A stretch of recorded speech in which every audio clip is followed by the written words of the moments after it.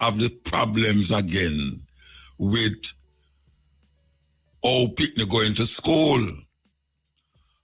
But I want to say something different now, which is something where affect a whole heap of parents and them children. The school them have to know and understand, say, Jamaica is not a monolithic society anymore as it comes to religion. It's not one religion run Jamaica again. You have so many different religions outside of Christianity. Now, you cannot force students who are not Christians, are not of that persuasion, to go to devotion in the morning. That is not, I think so, I'm not sure, but I can find out. It's not legal. It's not legal.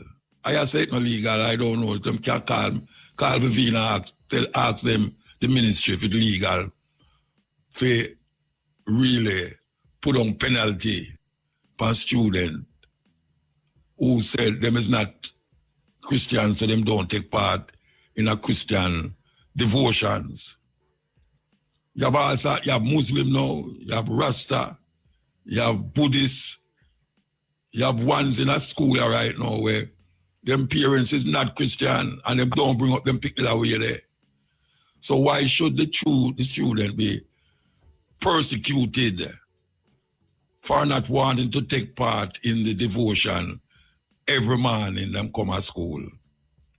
It's crazy. So I don't know if the ministry have something to say about that. I hear them talk about old dressing, old people them a dress. But me I go beyond the dressing, you know. Me I go talk about devotion. And most school have devotion. And them feel say it's a good way to start the day. When really and truly, them youth there, who are Muslim or Rasta or whatever them is, good at it have them devotion before them left them yard. To protect them from the madness we are going on the road. I don't know what is it or what can be done. The student, the mother and the parents should have write a letter and give the student them and tell the student if you give the teacher them or the principal to tell them say they are not Christians. They don't want to take part in something that is against their religious belief. And I don't know what can happen after that, but we need to hear from the government. We need to hear from the government. And don't feel no way, you know.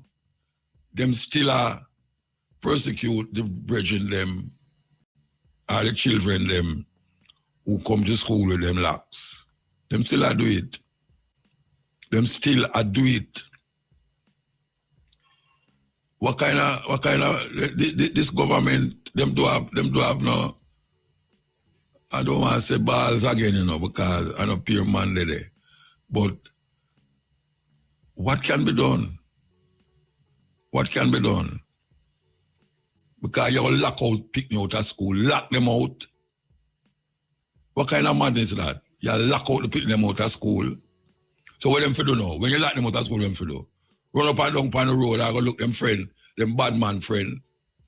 I go gamble, I go smoke, I go drink. And you lock the gate on the student them. It's madness. It's madness.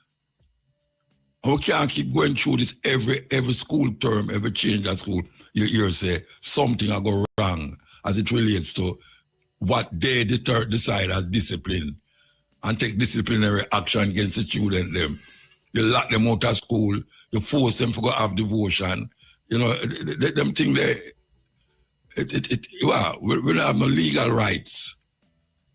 We're going to take a break and come forward. Break time. The NHT has boosted... She used to go to Mount Alvernia in a Montego Bay. Mount Alvernia. And she never come home to me yet. and tell me, say, the teacher said she can't come to school with her locks. And she locks when she born. And she got Mount Alvernia, one Roman Catholic school that. Now, my other daughter, she got Woolmers. And I cannot remember her coming home and say, the teacher said she can't go back to school because she have locks. So what is it that is happening now that these teachers and maybe principals take it up on them head now for talk about, I mean, you have to be properly groomed, but you have to define what is properly groomed. You can't tell me, say, somebody here who grow naturally, where his nature grow it or it's supposed to grow. You are telling me, you know, say, it not groom properly. You are telling me, you know, say, because a student is Rasta, and them parents bring them up as Rasta, or Muslim, or the other sector religion where they about. You're going to tell me now, say, you're going to lock them out because them not take no devotion. I see the Prime Minister 7 days and them work on Saturday. I don't understand that. Governor General a 7 days. When them just sit down at them yard and door, lock off them TV, lock them window, and stay in there till Saturday, till Sunday morning, Saturday morning. Who's deciding these things? A mother obviously try them best to make them children go to school decently, following the rules, like, you know, your clothes well put together, your shoes shine and all them something there, you know. And then, yeah, you say you get locked out because your shoes reach at your ankle. How do people come from that? So your family abroad bring her shoes for you. And because it little higher, it black, you know, and well shine, and it little higher than the normal shoes. You're going to tell me now, say, the picnic is not properly attired. What the hell is going on in Jamaica? You lock out a student out of school because the shoes where them have on reach them ankle. I don't know if an ankle it reach it up because that's so weird. It's who them people there. Who them people there do them something there. Who them people there do them something there. So where you want the picnic for the now?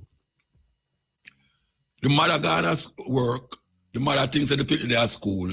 You lock out the picnic not gone to school. The picnic have to find something else to do. On the road, I got them friend here, I got do madness and craziness.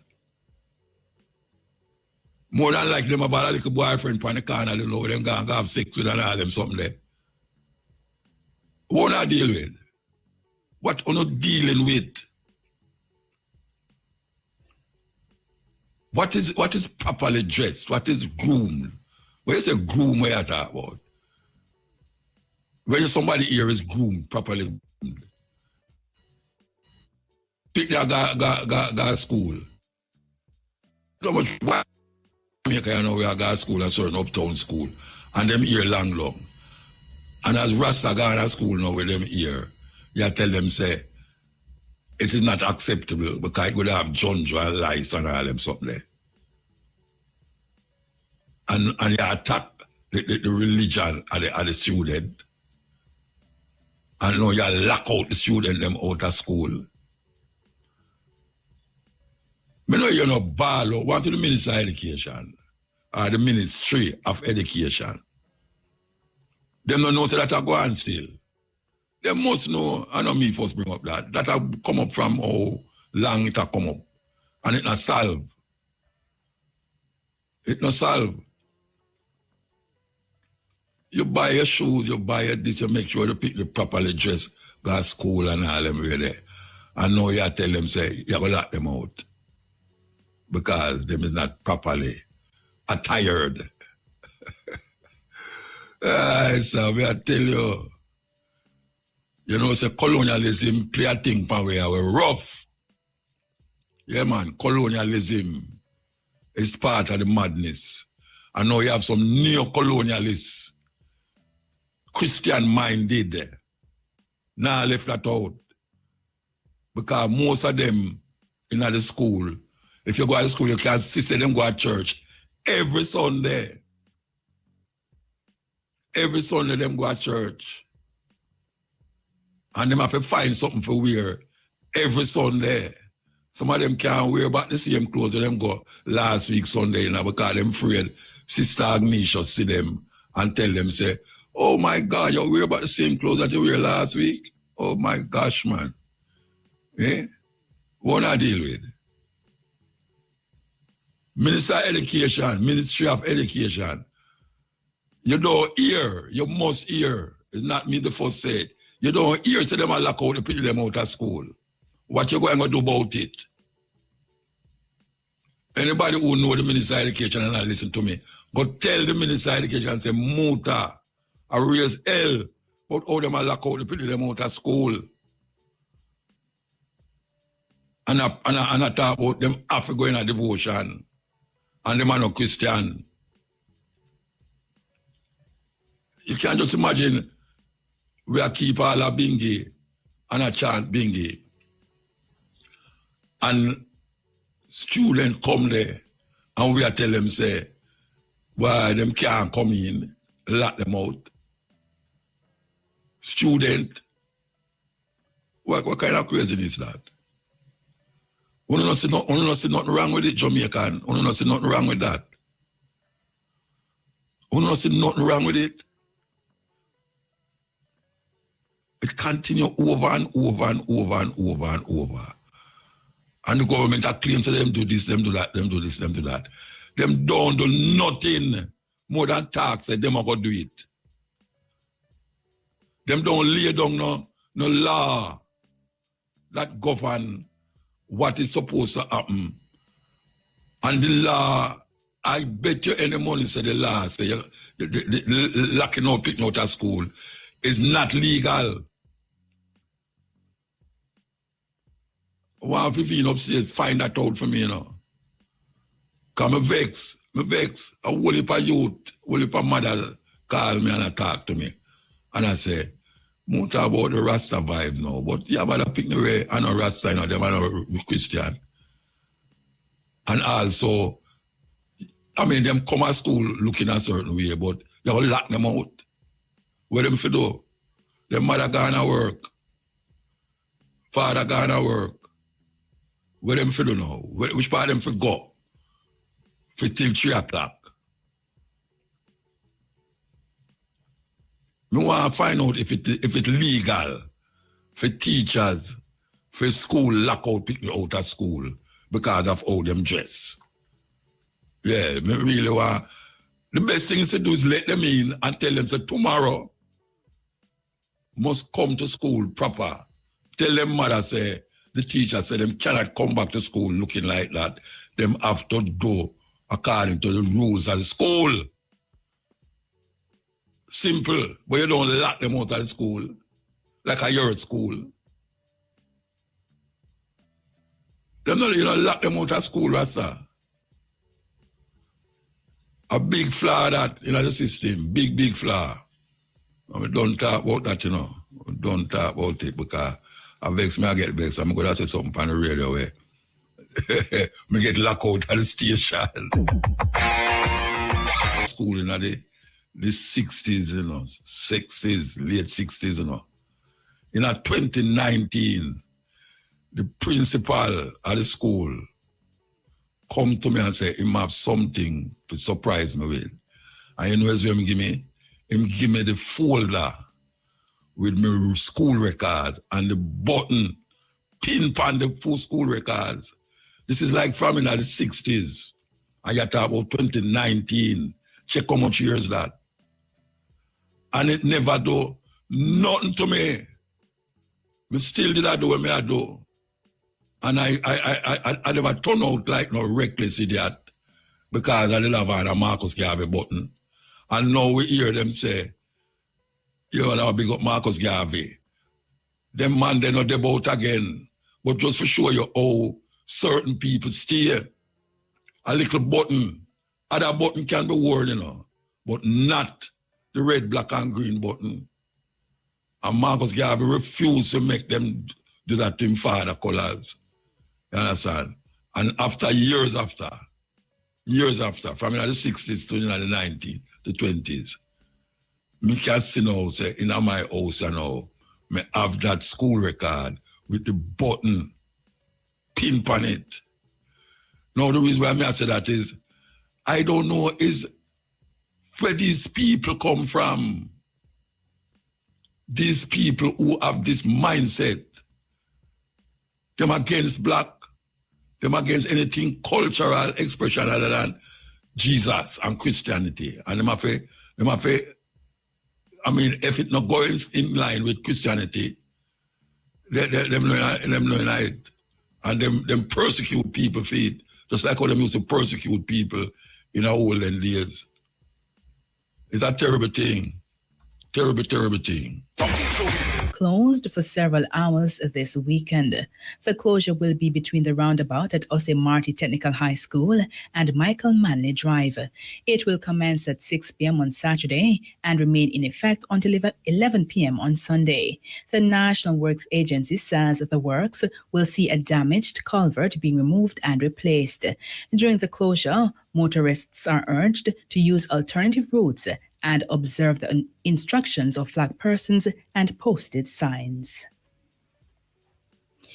People's National Party President Mark Golding is expected to continue serving as the opposition leader following the September 3 general election. This as 27 of the party's 28 members of parliament-elect have signed a letter to the Governor-General confirming their support for Mr. Golding to continue in the leadership role. Mr. Golding made the announcement during a press conference this morning. He said one person is overseas and was unable to sign. Mr. Golding also assured that the opposition will hold the government to account. Meantime, the Jamaican Labour Party, which won the election with 35 seats, is holding a press conference this afternoon on matters arising following the conclusion of the general election. In news overseas, the FBI has released images of a person of interest in the fatal shooting of Charlie Kirk in the United States yesterday. It has also offered a $100,000 reward for information on the incident. Kirk, an ally of President Donald Trump, was shot at a university in Utah. Officials say the suspect appears to be of college age and fled into a neighborhood. The killer is still at large, but a high-powered rifle has been found in nearby woods. Earlier, 2 people questioned by police were released. Finally, South Sudan's first vice president, Riek Machar, has been charged with murder, treason, and crimes against humanity in a move that some fear could reignite the country's civil war. Justice Minister Joseph Ging Atkech said the charges against Machar relate to an attack in March by a militia allegedly linked to the vice president. The roads leading to Machar's house in the capital, Juba, have been blocked by tanks and soldiers. Forces loyal to Machar fought a 5-year civil war against those backing President Salva Kiir until a 2018 peace deal ended the fighting in the world's newest country. Those were the local and international headlines. Good day with you, man. Don't worry yourself. Good day with you. Well, I'll go back to this tune. I will play, you know. Yeah. Man will have police and soldier for 4 hours. May I tell you? I guess I'm a whole soldier, though, you know. As a matter of fact, I hear him get deported from Canada 2 times. 2 times get deported. What kind of gun them have in that house, so? How much bullet? 4 hours. That sounds like some movie business started. Believe you me. Yeah, it sounds like some movie. Because I understand how one man can hold off the Jamaica Constabulary Force for 4 hours. I don't hear what him do yet. I just hear some simple little thing him do, you know. Well, not simple, but weird thing him do. And kill people.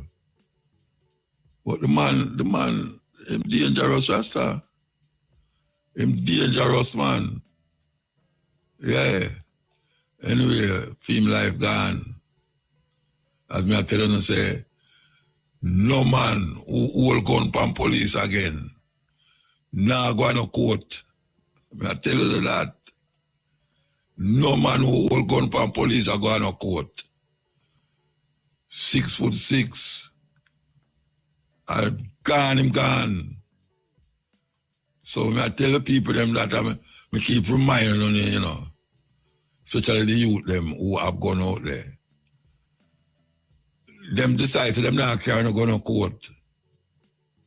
Yeah, as that them decide. No courthouse. Right there so. If you not try a thing, I don't know come out and I hold up on the hand and I will get killed because they don't shoot out the place already. Yeah, so we just make them know that. Don't challenge the police. Don't challenge the police. You're committing, it's almost like you're committing suicide.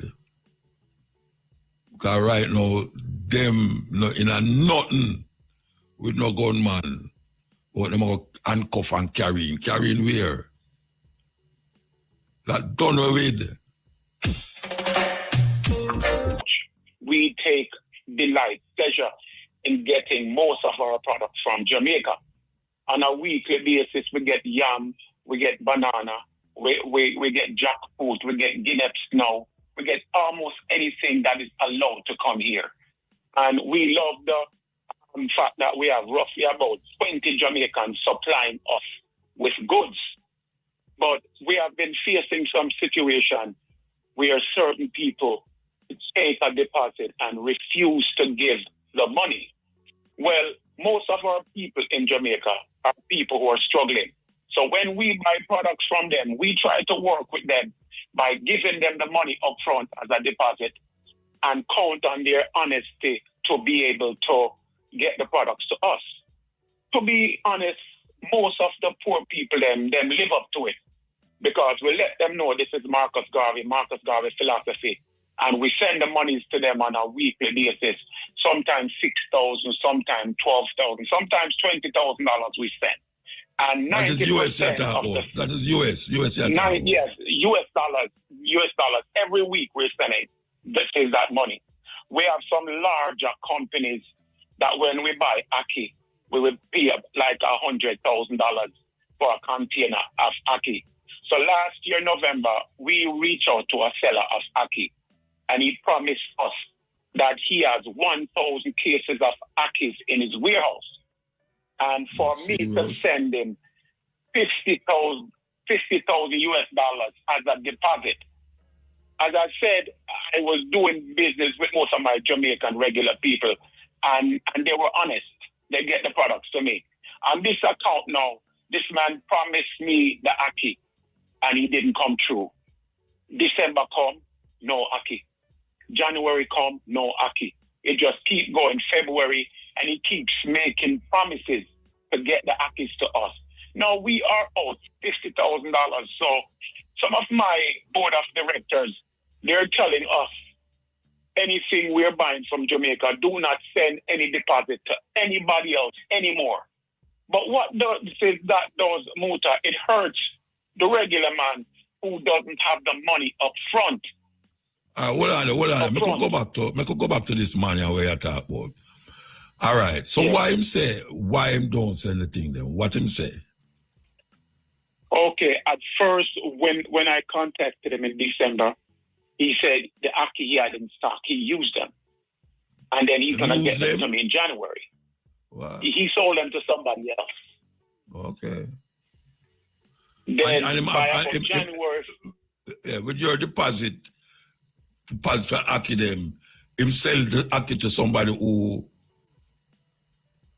You're Akim saying then, and that you say? Yeah, most likely the Aki that he promised me. Maybe he promised me and he didn't have it. But all I know, once he promised me, in good faith, I send the money. And but he received it, and he has been making me promises ever since. And it becomes very difficult because now we reach a stage where my company don't want to send any more money in advance. The good has suffer for the bad now. Exactly. So we are hoping that if some light is shed on this company, they will at least rethink it and try to do the right thing. You know what I mean? Yeah. Wow. And is that the first you do business with him?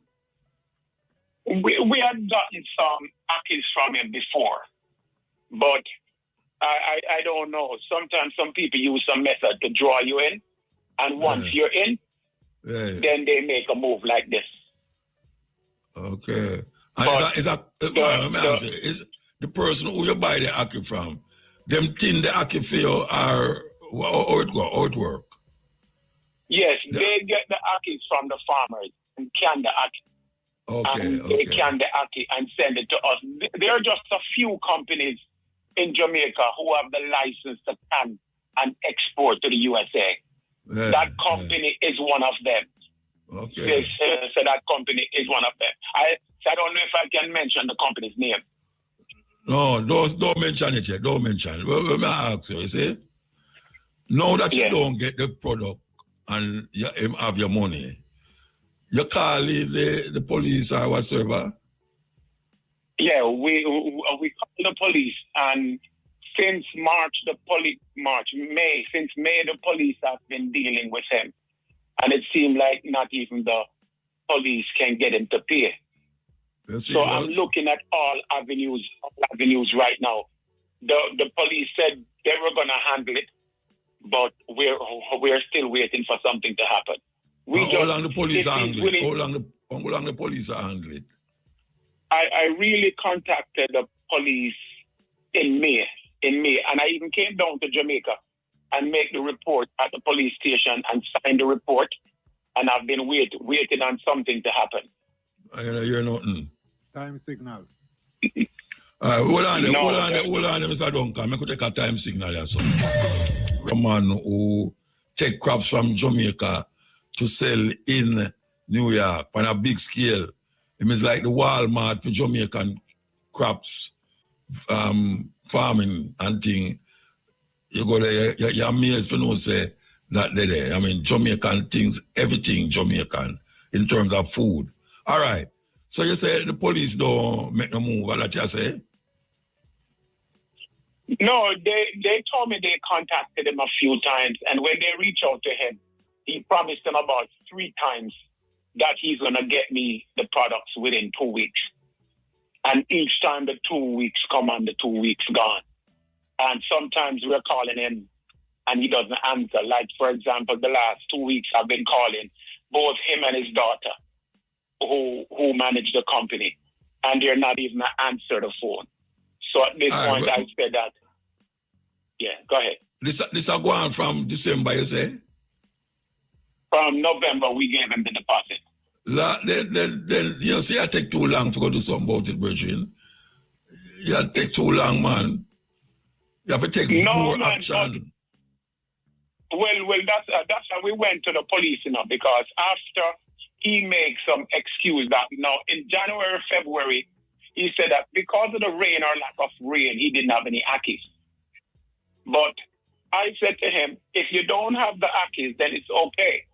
Give me Kalaloo, because he can't Kalaloo, or give me something else. Or if you don't have the thing, then return my money. So you like get Kalaloo and Aki, and him have the money? He hasn't given anything, and he hasn't returned the money. That's why in May, in April we reached out to the police, and in May I came down to Jamaica just to come sign the papers. And every time he promised in 2 weeks you'll get something. In 2 weeks you'll get something. But there is an abundant amount of ackee. 3-4 weeks ago, he had an article in the Gleaner stating that he's producing 200 cans of ackees every day. Oh, yeah? So if he's producing yes, the article came out in the Gleaner. I could send you the article. That Yeah, man, send me the article. 200 cans of ackees every single day he is producing. But my only way is either the police going to have it or I actually bring it to the media, whether the social media, print media, or the radio, something, and hope that he will just do the right thing, you know? Yeah, all right. So let me ask you, you have other people that do things right now, don't you? You don't stop. No, man. I have some people here, and I have some young people who I buy from, and they count on getting that money from us every single week. So we try to stay with them who we know. But recently I contacted a yam seller to buy a container of yam, and he wanted 25,000 deposit. And we're not really willing to do it because we don't want to take the chance again to lose so much money. Yeah. That terrible, man. It might make it bad for other people. Very bad. I think you should have get on to it faster than we are doing now, though. Trust me.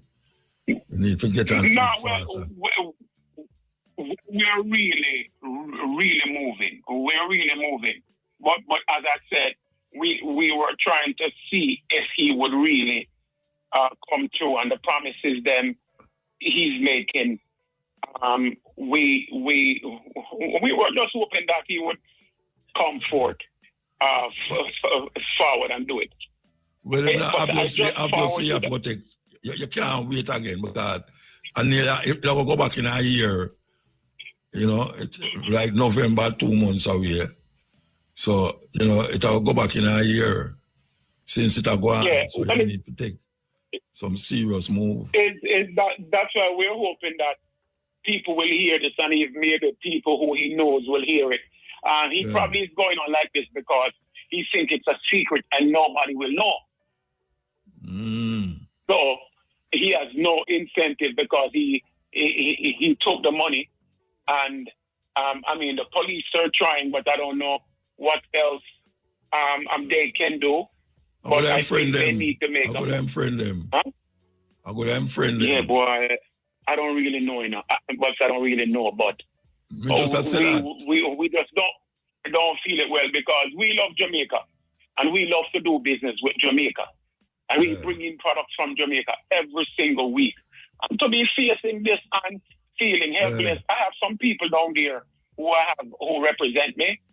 And when they call him, he doesn't even return the calls. When I say I'm up to something fishy, man. I'm up to something fishy, man. Near a year, I'm up to something fishy, Bridget.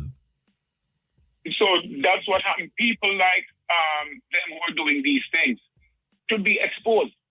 Because if they're not exposed, no one will know what they're doing, and they will continue doing it. And we have given him more than enough chance and time. Yeah. All right. Yes. Yeah, all right. But on a lighter side, all the business are go up there. The Jamaican them up there gravitate towards where you do buy up the food them, you know, or it go. Look here, Namuta. Jamaican people come here like crazy, and anything from Jamaica they buy. Anything that comes in from Jamaica. Each week we get certain products, and sometimes when we get certain products, within 3-4 days, the products are done. We get green banana from Jamaica, we get St. Mary banana, we get jackfruit, we get Guinness, we get pear. And when people here we have products coming from Jamaica this morning, by this evening, most of it gone. The players. Yes. Yeah. So especially the restaurant, the Jamaican restaurant them. Yes, and the Jamaican restaurants, they come here and they get their supplies. Them pick up them yam, them pick up them banana, because Jamaican people here, them love them green banana, them Jamaican green banana. And we're able to fly them in. The snacks, them love it. When they get Jamaican jackfruit tastes different from any other jackfruit out there.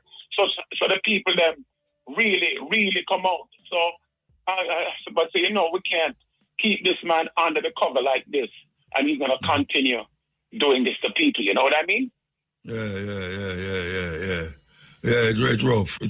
Tell me something, tariff them on them someday, like how them are coming to America, tariff them on it? Yes, so to be honest, recently we have a tariff on the products coming in. So the products are a little bit more expensive right now because the tariff that we have to pay. Yeah. But even with the tariff, no, Jamaica no business about that. Jamaica no business about no tariff. Yes. Yeah. But they want ackee and breadfruit and yam and coke and dasheen and man, serious thing. Brethren, real and truly, you have to get on it faster than what you do, You can't tarry now, because it got into a year. You're going to a year. So, how is the UNIA, man?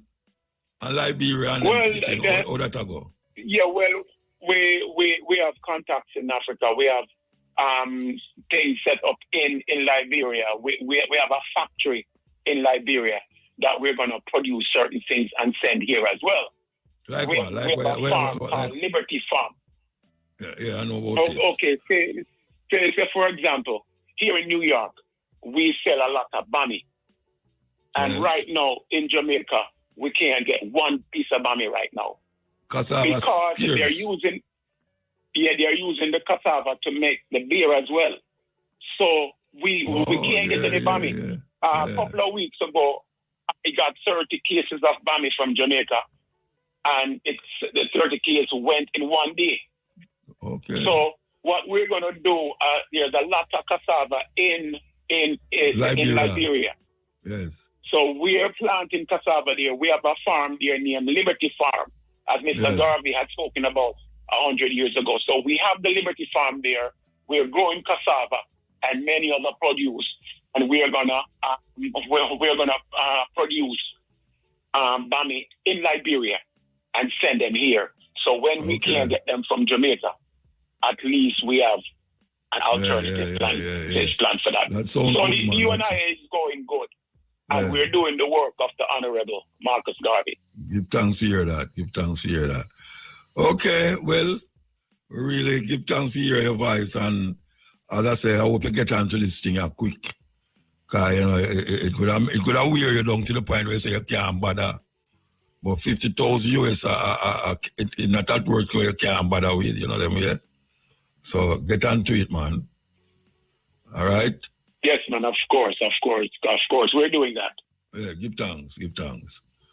Okay, that was Michael Duncan, the president of the UNIA, and as you hear me talk about, him take things from Jamaica, food crops, carry go to New York, and supply a whole heap of the, I can't vouch for it, a whole heap of the supermarket, because when I did up there, I was going there, not supermarket, restaurant, whole heap of Jamaican restaurant, flock to him, forget the thing, them straight from Jamaica. Yeah, and Aki is one of them things they were, oh, trust me, man, Jamaican, nah, give up that, don't care with them there. You know, I tell you, when you're there, New York, not even New York, all of California, them places, if you want to know much, you have tin Aki. So, I tell you, say, the tin Aki have some liquid in there, you know. When you throw the liquid in there, and you look, you actually weird on the bottom of the tin, you know. Me and my mom, I eat not Aki out of the tin, I see, you know. I eat Aki out of the tin, but Jamaican suck up that. Yes. Aki, what? That's enough money, you know. I'm going to the supermarket in my birthday, you know, that's $12 for one tin, you know. $12 US for a tin of Aki. I mean, also the tin in there. It don't have a dozen Aki in there. I tell you, It don't have a dozen Aki in them. I know that as a fact. Because I see him throw it out of the tin. I know say, what come out of that tin there is not a dozen Aki. And at $12 and pay for it, for the tin. Okay, so you must know where I go on. But Jamaican people no business with that. Jamaican people no business. Could have be all $50 them a do here. You understand? So, yeah man, I just saw it there. We want to stand by, you know, for the lawyer, you know, People's Court. We have to get Sarah Elizabeth Cardinal. We're supposed to have her, so we're going to wait until the 4 o'clock hour and we talk about paternity fraud. Hey, a jacket, they really want to say, you know. A jacket, call it what it is in Jamaica, man. Most of it about jacket, what you can do when you get a jacket. You understand? And if your name not upon the birth certificate and all these things, we're going to tackle that. So, yeah, man. We have the guest here, Sarah Elizabeth Cardinal, partner at Cardinal Law, head of the family and estate department. A whole heap of things she have done, so prior judicial assistant to judges of the Supreme Court of Jamaica and a ward at the University of the West Indies, and currently student in the University of London, Master of Laws program. She's holder of a postgraduate certificate in international business law and a postgraduate diploma in corporate and commercial law. Good afternoon. Good afternoon. Yes. We want to tackle this thing, and I guess that they inform me what is the topic we want to talk about. Paternity fraud. All right. So we want to give you a little rundown. What is paternity fraud? Well, this is a term that is as coined overseas, but it's really not in Jamaica, but it's really where a woman, or it would have to be the woman, falsely has a father on the birth certificate as the father of the child, right? Knowing that, of course, the father is not, in fact, the biological father of the we child. Call it jacket. A jacket we call it in Jamaica. Exactly. So we're not afraid to say jacket. Right. So she put the name of the father upon the birth certificate, and it's not the father. Mm-hmm. He is not the father of the child. Mm-hmm. So what can, or am I going to find out that? Or am I going to find out that it's not the you father? know, remember, Musa, if things have changed in Jamaica too, it's not a case where the mother decides anymore that she's just putting a name.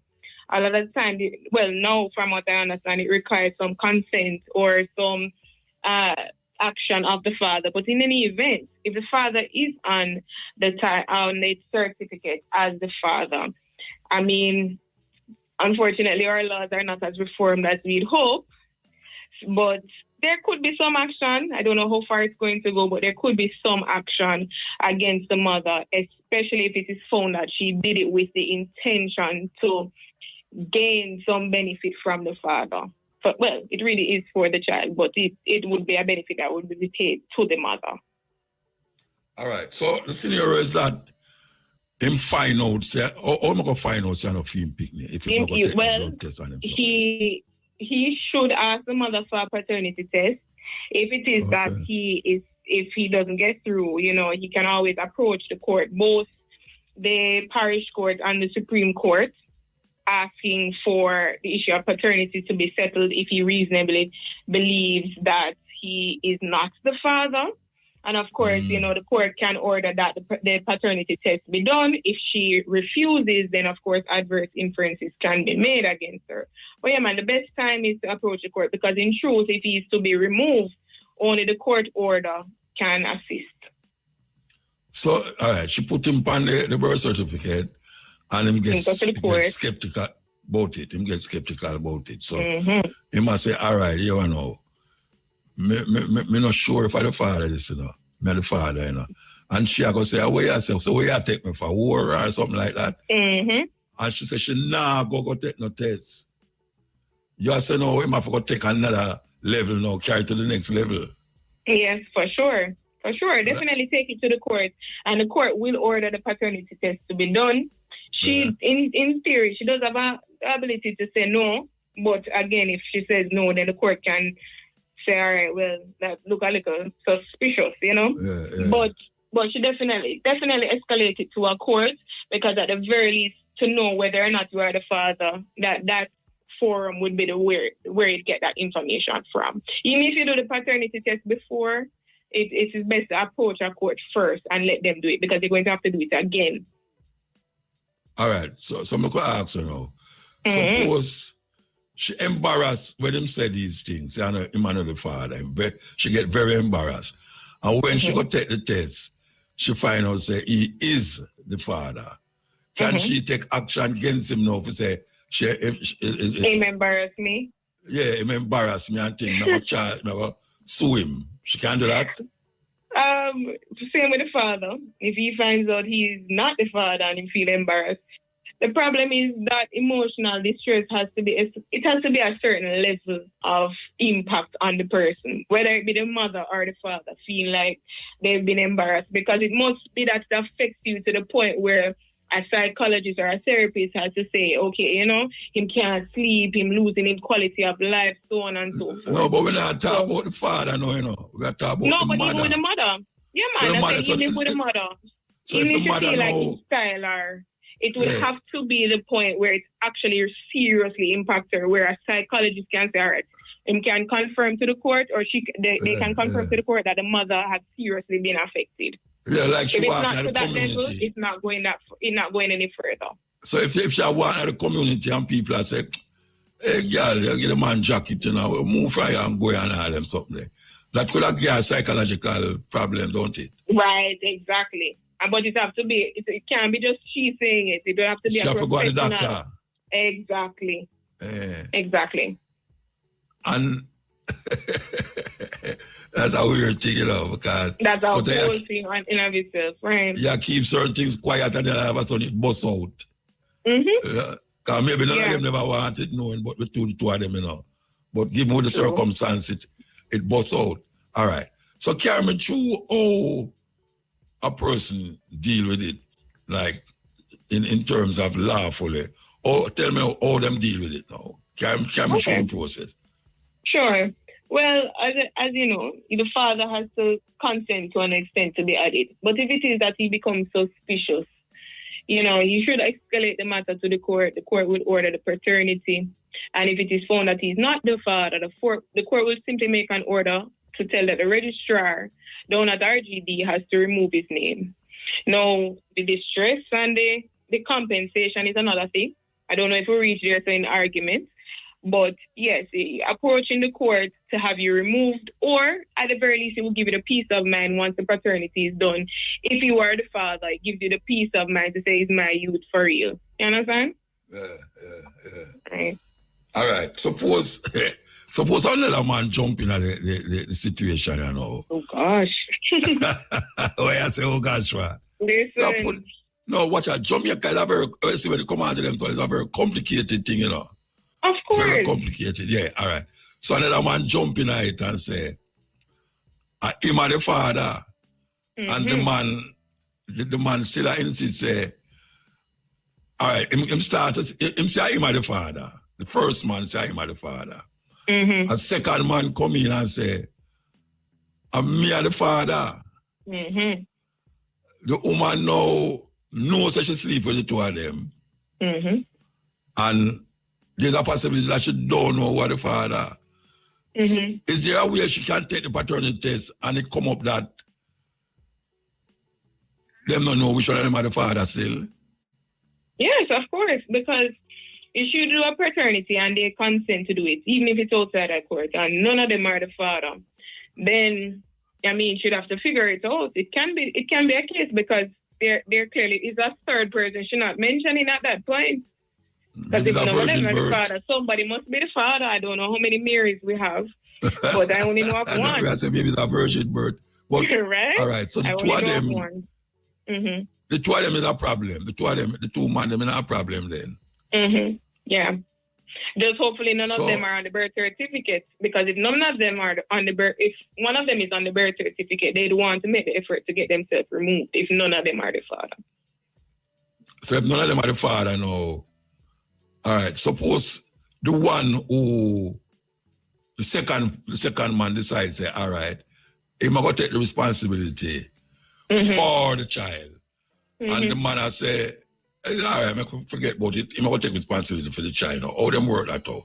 That is two of them are going to say no, they're going to take responsibility for the child, even though it or that going to work out at the court. Well, if he consents to being the father, in the sense of he's the father as the child is a child of the family, it would be similar, liability as a father. But it would be better if possibly he gets some sort of adoption or some sort of order from the court, right? Either try to adopt the child, or at least get an order confirming that the father is also an equal guardian. Something that would confirm that he has the true responsibility. Because he can say today in a moose and tomorrow him change your mind. So if you want to be bound... wait there. I think you miss what I ask. Come again. The two man them is not the father. But because them know the woman so long and them they sleep with her and ray. Oh, so the two man want to take care of the child? Yeah, the two of them will decide, all right. Them now go shun her, them will take care of the people. How them work that out in our court? All right, you're asking the court to do more than it's capable of.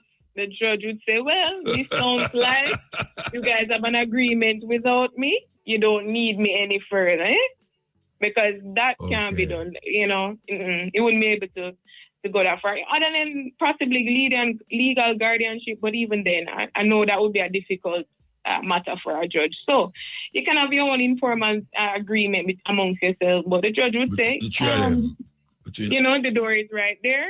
I think you guys have all finished what you needed from me at that point. Yeah.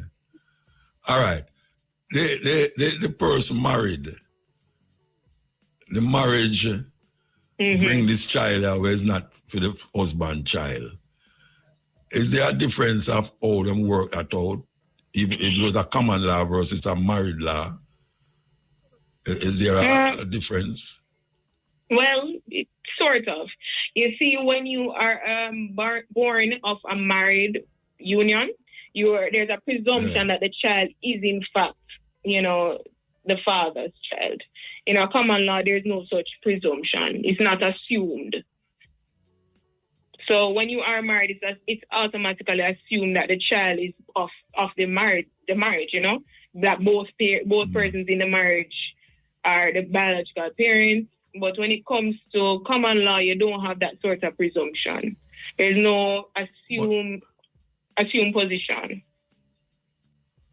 Yeah, but the reality in Jamaica is that people married and it's not for them youth, the woman. And still put on jacket? Yeah, she still put on a jacket on him. And that's why, if you are a husband that you are concerned, then you make the approach to your wife, and if not, you escalate it to the relevant court. But there is a presumption that the child is in fact yours until otherwise stated. And that is from the Status of Children Act. Yeah, there's a presumption. What the Children Act say? That there's a presumption. The Status of Children Act, it says that, yes, once you're a child of a married union, you are presumed to be the biological child of the father. Yeah. Until stated otherwise. Even though the mouth don't look like female. Right, that's true. But the father should have asked the questions. What is the question? Well, you should ask the wife, well, he doesn't have my features. Are you certain? Are you sure? While there is a burden, a lot of the time we're saying that the women are deceitful, and I don't contest that.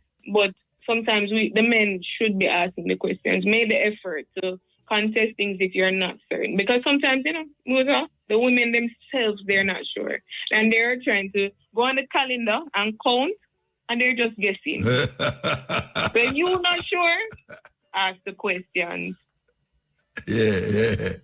And then they linger, and she did a go on like. Exactly. So really and truly, you can't tell me like in a Jamaica, what is the percentage of this thing come up in a court, like per year, with a jacket? What the percentage? Gosh. Because they say, that a whole heap percentage, of the man them get jacket. Boy, let me tell you, I wouldn't know if they have that statistic, but what I can say is I'm a regular at the family court, and I can say I see a lot of them. I see a lot of those type of applications being made, because a lot of the times women will ask for maintenance, and always remember men too.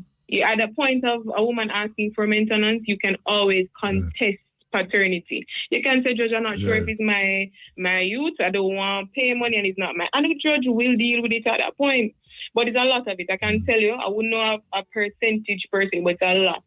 It's unfortunate, but it's I can sure it's at least probably 40 to 50 or more in terms of guesstimation.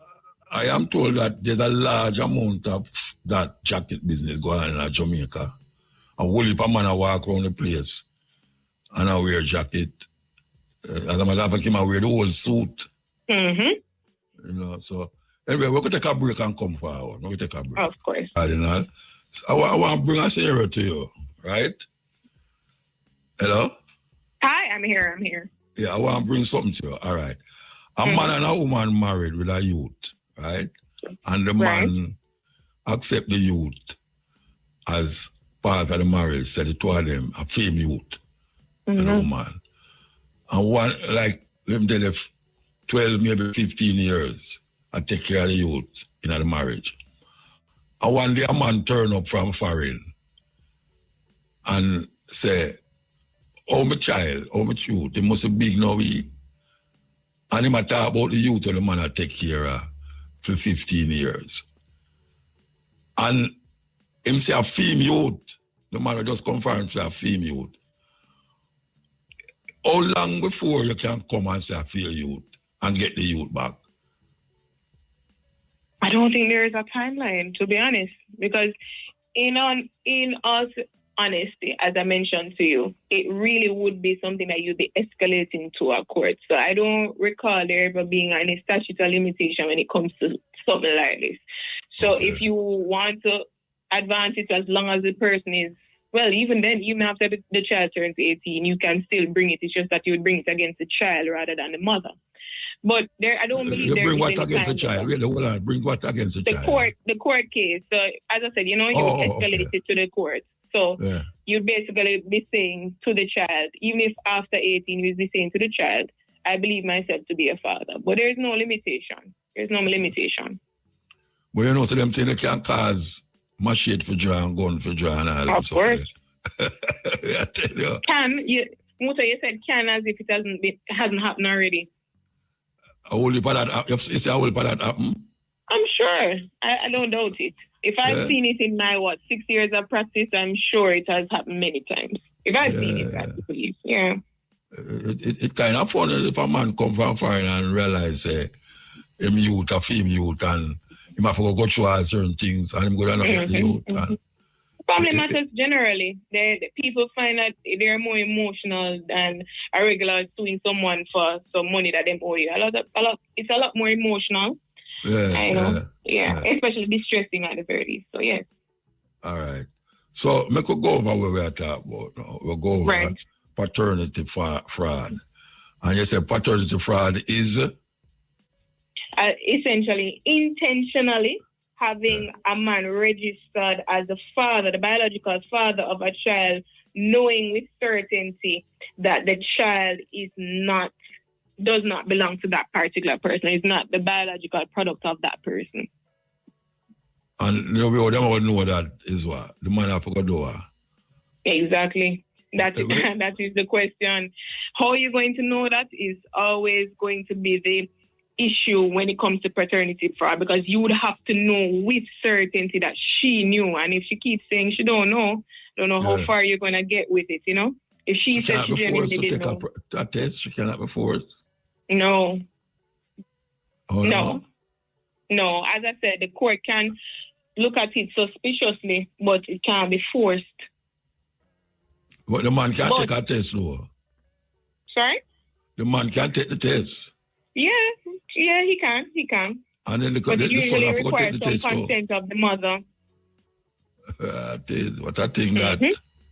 But in a case, for instance, if the mother has brought the father to court for maintenance of the child, and the father questions paternity, and the mother is refusing to do the paternity test, I don't know how far her maintenance application is going to go. Yeah. Exactly. And right. after you get big now.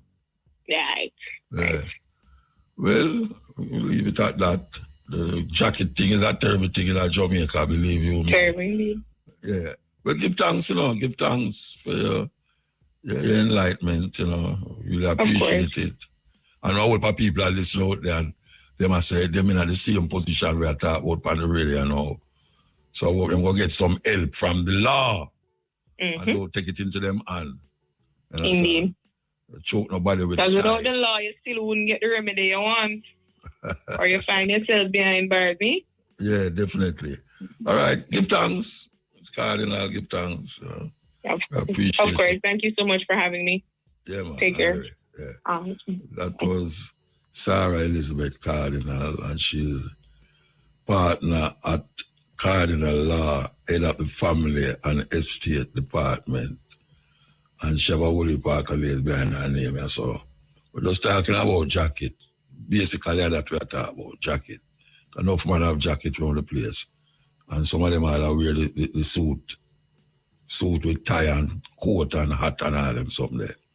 Okay, so yeah, and that's over there. Make we play this. Stage at the University of the West Indies, UWI, this graduation season, as the institution prepares to honor the legendary Marcia Griffiths with the honorary Doctor of Letters. Widely celebrating as the Queen of Reggae, Griffiths will receive the accolade at the Mona campus, that's the Mona campus, between October 30 and November 1, marking yet another milestone in a career that has spanned 6 decades.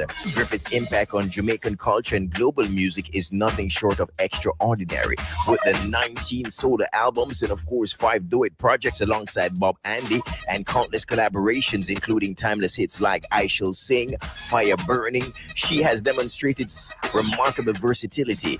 According to UWI, her ability to adapt to changing times has secured her longevity in a competitive industry beyond her artistry. Griffith's recognition as a pioneering woman in reggae has helped shape the narrative of female empowerment in a space once dominated by men. Her national honor speaks volumes about her contribution: the Order of Distinction OD in 1994, promotion to Commander Class in 2014, and most recently the Order of Jamaica OJ in 2023. Now UWI's Doctor of Letters cements her legacy not only as a performer but also as a cultural ambassador whose influence extends well beyond the stage. In announcing the honorary graduates, UWI emphasized on the contributions being celebrated this year, spanning music, agriculture, religion, science, research, and aviation. In all the news, the documentary Bam Bam Sister Nancy's Story has been selected for the gala screening at the upcoming Trinidad and Tobago Film Festival in September 25. The film celebrates the life and legacy of Jamaican dancehall pioneer Sister Nancy, whose 1982 hit Bam Bam has become one of the most sampled reggae tracks of all time.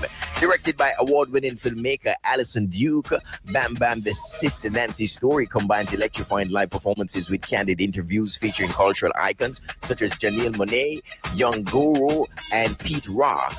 The documentary also delves into rare archival footage of the early dancehall era, providing a powerful and comprehensive portrait of Sister Nancy's influence in both reggae and hip-hop. Produced under the OYA Media Group banner, The documentary has already made waves internationally, premiering at the Tribeca Film Festival. It continues to resonate with a diverse audience from reggae and hip-hop fans to gamers and music lovers worldwide, underscoring the timeless appeal of Sister Nancy's artistry. The gala screening and after party will take place on Thursday, September 25 in Port of Spain, Trinidad. The fireman Capitan is showing no signs of slowing down. The artist, of course, affectionately known as King Shango, is preparing to release his highly anticipated album Heights of Fire, a project he says embodies his relentless and fiery spirit while delivering a message of inspiration and hope. Capitan, who has long balanced his fiery stage presence with messages of upliftment, collaborates with reggae royalty including Stephen Marley, Damien Junior Gang Marley, blending his signature energy with timeless artistry. Among the standout tracks are Behave Yourself and Red Again, songs that stay true to Capitan's tradition and, of course, social conscious themes. The release marks another milestone in a career spanning more than 3 decades with over 15 studio albums to his name. Capitan has consistently proven himself as one of reggae's most steadfast voices. Songs like Jaja City, Who Them, and Kuya Kuya establish his place as both a hitmaker and a messenger with a reputation that the project of Higher or Heights of Fire looks set to reinforce. So we're looking forward for that project from Capleton. Hey, party fans, Joe Closter training rate is up for the 411 and what's popping for this weekend. Sea Park Sports Bar presents Epic Saturday, September 13 at Sea Park Sports Bar, Lawn Clarendon Park in Clarendon. Music by Base Odyssey, Star Level Team, Stone Love, hosted by Saw Boss. Admission pre-sold $1,500 at the gate is going to be $2,000. Gate price of 50-inch Samsung TV as well as $50,000 in cash. Get a bottle of Trunk Back on entry. Also happening, IRFM's 35th anniversary celebration. IRI 35 Liquor Ochi Seafood Restaurant will take center stage on Sunday, September 14 as the South Coast version of IRI 35 celebrations roll into Alligator Pond. Event begins at 10 a.m. and showtime starts at 3 p.m. Celebrations will feature DJ Deacon Collision, DJ Kaz, DJ Sunshine, the legendary Gary G spinning vinyl, DJ Amber, Daddy Vibes, Lady Timry, live performances from Cargo, Luton Fire, Loyal Flame, Singer J, The Angel, Sativa the Black One, Guinea Pepper, Assure, Sequence, and Nesbet. Make it a date and don't be late, of course, this Sunday, September 14. On the international scene, Brooke Hogan is standing by her decision to be removed from Hulk Hogan's will. Even though it means she won't get any of her late father's nearly $5 million in assets. Hulk's daughter says she's supported herself through her own hard work, been through tough financial situations in the past, and experienced firsthand that money does not buy happiness. Brooke says money never mattered to her in her relationship with her father. She told TMZ that all she ever wanted was the best for Hulk. She says she didn't want money in return. She wanted his time, honesty, and love. As was reported, Hulk's son Nick filed legal documents on Tuesday, which says Hulk left behind nearly $5 million in assets that will be left to his beneficiaries. It's unclear who those beneficiaries are, but Brooke is not among them. Brooke says her only concern with the will is that Hulk's estate and electoral property and trademark are being handled with the utmost care and responsibility.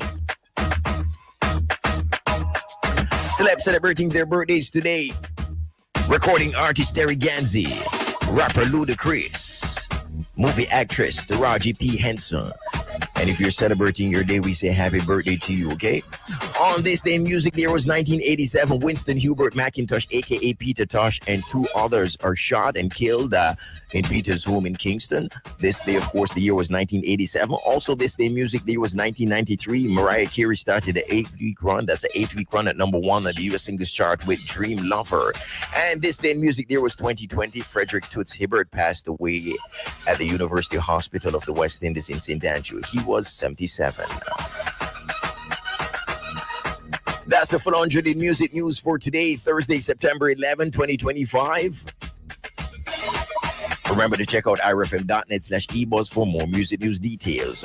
You can also check out live at 5:45 for Entertainment Spotlight.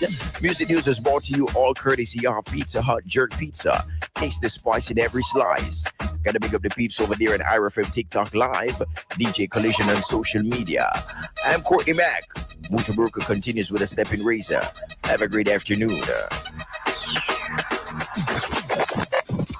I like new music, news talk, updates with artist drops, listener drops, and movie drops. Hey, what's that? Music news. Local. Music news.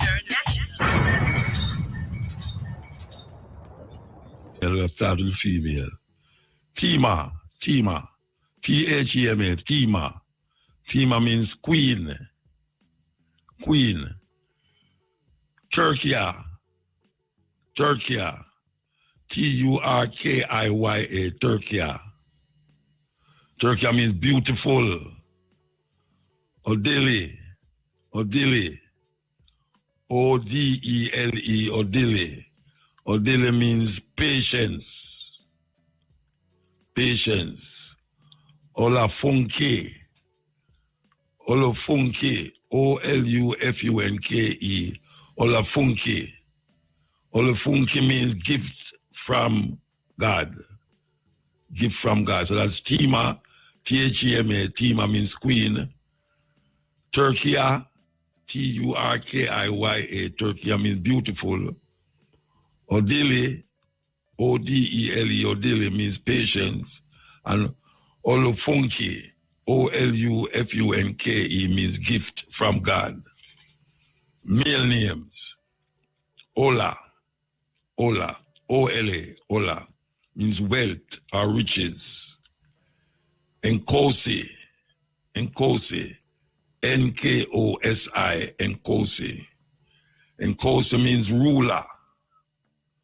Mongo, M-O-N-G-O, Mongo means famous. And Mudada, M-U-D-A-D-A, Mudada means the provider. So that's Ola, O-L-A, means wealth or riches. And Kosi, N-K-O-S-I, and Kosi means ruler.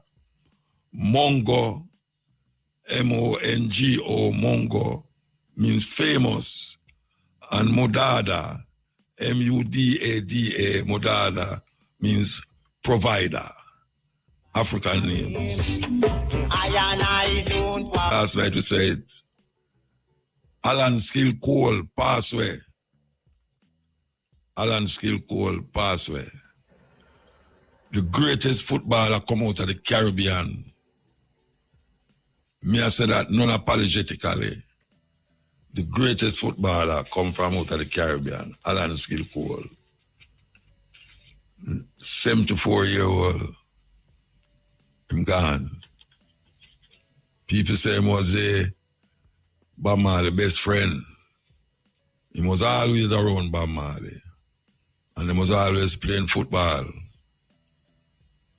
So that is one of the great ones them who gonna live forever. Alan Skill Cole. Okay, here we go.